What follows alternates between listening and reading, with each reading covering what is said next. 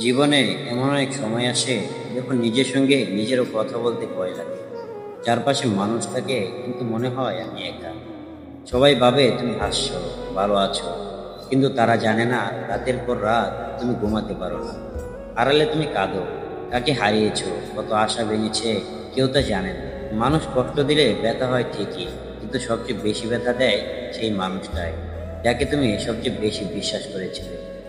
জীবনে বারবার সেই মানুষগুলোই কষ্ট দেয়, যাদের জন্য তুমি সব ছেড়ে দিয়েছিলে।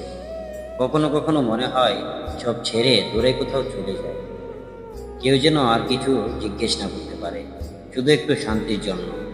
কষ্টটা কেউ বোঝে না, তারা শুধু প্রশ্ন করে তুমি এত চুপচাপ কেন।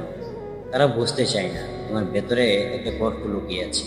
এই দুনিয়ায় সত্যিকারের শান্তি নেই, মানুষ শুধু ব্যবহার করে, কাজ করালে দূরে সরে যায়। তোমার চোখের অশ্রু তারা দেখতে পায় না, তোমার হৃদয়ের ভার কেউ নিতে চায় না। তবে একজন আছে, সে কখনো তোমায় ছেড়ে যাবে না, সে হলো তোমার রব, আল্লাহ। তুমি কাঁদো বা কথা বলো বা চুপ থাকো, তোমার প্রতিটা কষ্ট সে জানে। তুমি যখন সেজদায় পড়ে কাঁদো, তখন সে তোমার সব ব্যথা শুনে। তাই মানুষ কেন, আল্লাহকে বলো তোমার কথা। মানুষ ভুল বুঝবে, পেছনে কথা বলবে, কিন্তু আল্লাহ শুধু শুনবেন, বুঝবে, আর সময় মতো সবকিছু ঠিক করে